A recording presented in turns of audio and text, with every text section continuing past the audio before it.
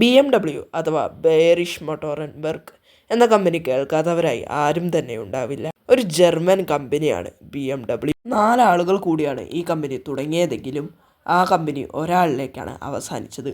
Call Rapp, ഗുഡ്സവ Otto, Camillo Castiglioni, Franz Joseph Popp ഇവരാണ് ഈ കമ്പനി തുടക്കം കുറിച്ചത്. എന്നാൽ ചില കാരണത്താൽ അത് കാൾ റാപ്പിൻ്റെ കയ്യിൽ തന്നെയാണ് എത്തിച്ചേർന്നത്. BMW ആദ്യമായി നിർമ്മിച്ചിരുന്നത് വിമാന എഞ്ചിനുകളും മറ്റുമായിരുന്നു. പിന്നീട് മോട്ടോർ സൈക്കിളുകളും കാറുകളും നിർമ്മിക്കാൻ തുടങ്ങി.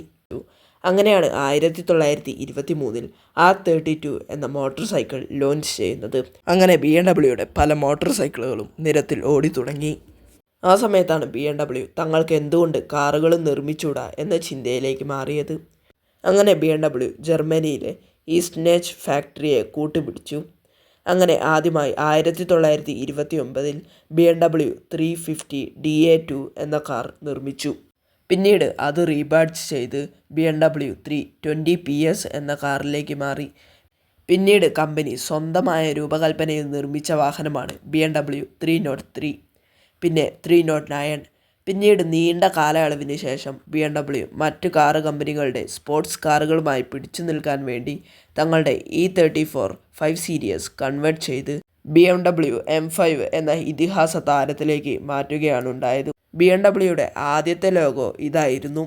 പിന്നീട് ഈ ലോഗോയിലേക്ക് മാറാൻ കാരണം BMW ആദ്യമായി നിർമ്മിച്ച വിമാന എഞ്ചിനുകൾ കറങ്ങുമ്പോൾ ഉണ്ടാകുന്ന ആ സ്പീഡിൽ നിന്നുള്ള ഒരു ഇല്യൂഷനാണ് ഈ ലോഗോയിലേക്കായി മാറിയത്.